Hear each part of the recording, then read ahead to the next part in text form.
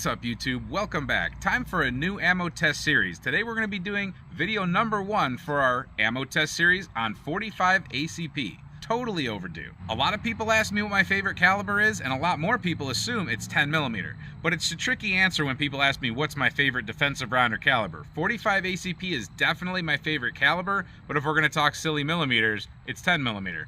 45 will take the cake for all of them, because 1911 is my favorite platform, therefore 45 ACP's got to be my favorite caliber. With all that said, what are the defensive options like for 45 ACP? From my experience, you usually get more foot-pounds than 40 caliber, you almost always get more foot-pounds than 9mm. It's a good, fat, heavy round. The problem is, the drawback is that most people say is capacity, so you do get low round count, but if you pick the proper defensive ammo, I think it makes up for it with energy transfer onto target. Not so much penetration all the time, but just a good oomph of a hit.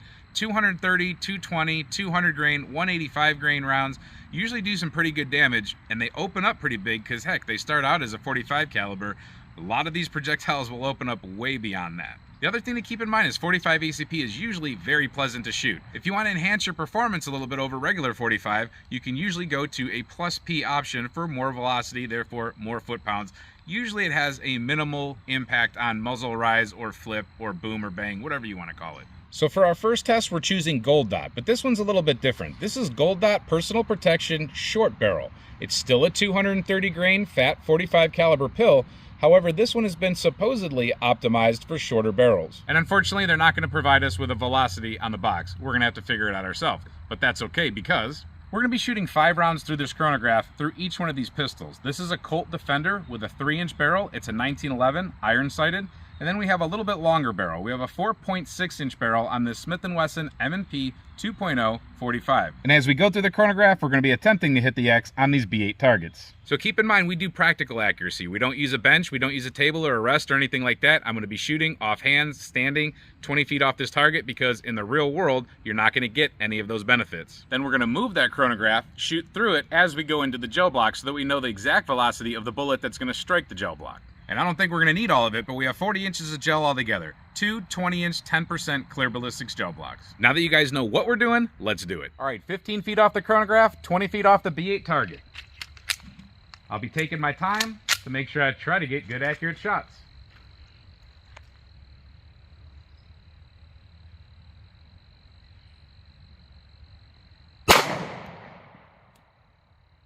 .767. That's pretty low velocity, but that is a very heavy pill, 230 grains. And it's a pretty short barrel.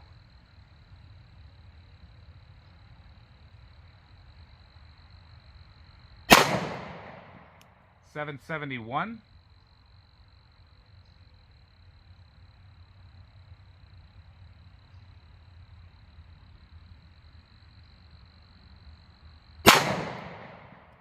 .767.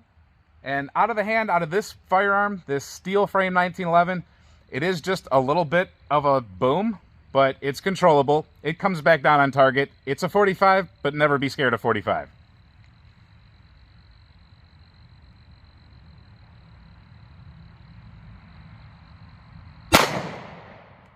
.761.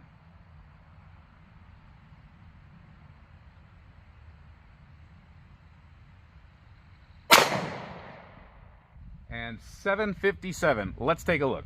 I don't know the order that they hit, but that's a pretty good group. I'll take it for sure. They're all at least within the 10 circle, and we got 4 of them in the X, or on the X ring. I think that could have been my last shot. That's the one that felt the worst, but I'm not totally sure. But very acceptable group. So we have a front white dot sight, and we have blacked out Novak sights. With that short barrel, I'll definitely take that all day. All right, so this is meant for short barrels, and I would not consider this a short barrel. This is a full-size duty gun. I consider that and shorter a short barrel. Let's see what kind of velocities we get out of this.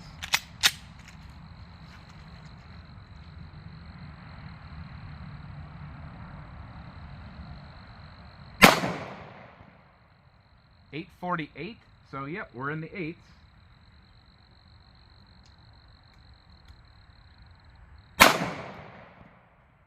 .808.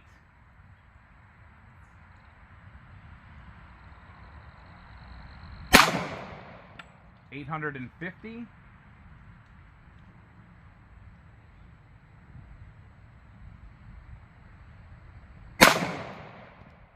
823.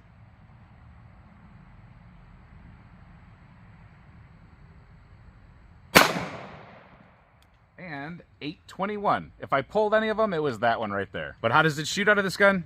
Like a baby. Totally fine. Feels like a 9mm in my opinion. I wish the point of impact was better, but I'll definitely take the group. This is me shooting up this way today for some reason.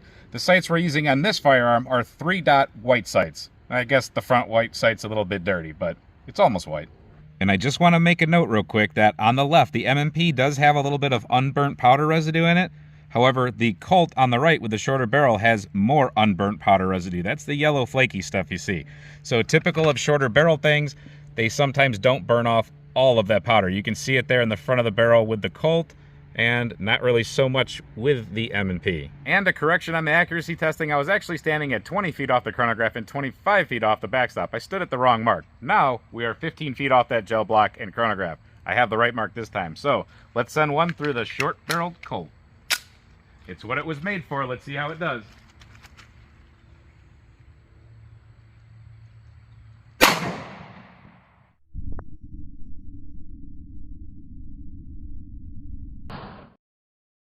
We got the shot where we wanted to. It broke at 771. 771, and we put it right where we needed to so we can get our other shot in there. All right, coming in from the side, we have a pretty typical entrance wound. Nothing too crazy. It goes till about 10 inches right here, and then it starts to settle down to more of the piercing wound. And then at 15 and a half inches, right at 15 and a half is where we lose the bullet out of the side of the block. Let's take a look from the top, and this thing took a total wonky course. So coming in from the top, we see basically the same thing. Nothing super impressive. And then we see it slip out of the edge of the block right there. Now, the funny thing is it's right over here. So it didn't go very far. It just bounced off the side of the wood real quick and then landed right there. It looks pretty nice. It didn't have much energy left after it got out of that block though. All right, I don't think it had much energy left. I don't think it'll go much farther, but we'll reshoot that one just for confirmation.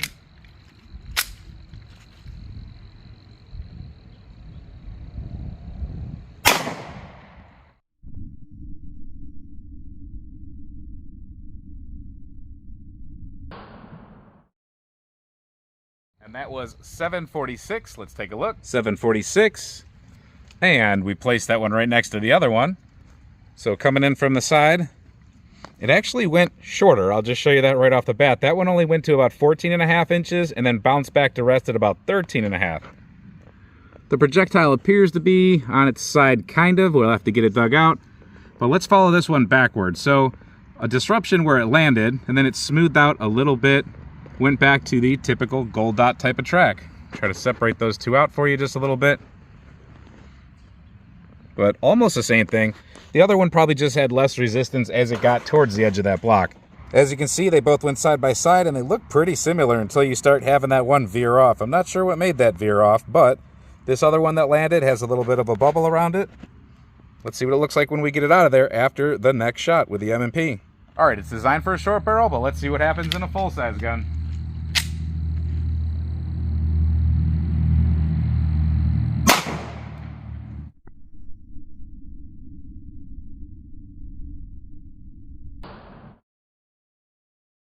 $821, and there's where we sunk that one. All right, looks pretty good in my opinion. I like to see that gold dot type of wound. Did almost the same thing, except for it landed shorter. This one landed at about 12 and a half inches after bouncing back from 14 or maybe even 14 and a half. It's kind of hard to see the tail end of that or the front end of that, but right about 14 and a half, I'd say. Let's look from the top. And it is facing forward, so that's cool. All right, this wound track looks pretty nice. Maybe just a little bit more disruptive here in that area, and then it finally came to rest, like I said, facing forward with a pretty good bounce back. So at initial glance, not really too huge of a difference here. This is the one from the 45 M&P, and this is the one from the Colt Defender. So this one did pedal back and open up a little bit farther, making it able to slow down a little bit in that gel.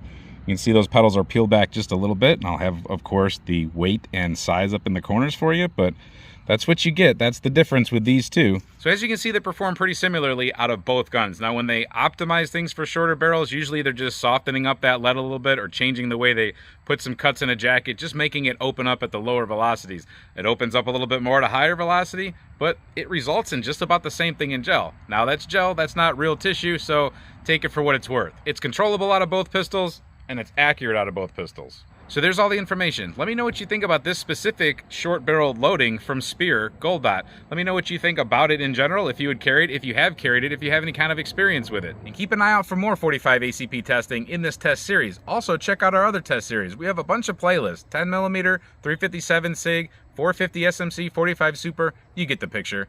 Thanks for watching this video, and until we see you next time, stay safe, have fun, and keep shooting.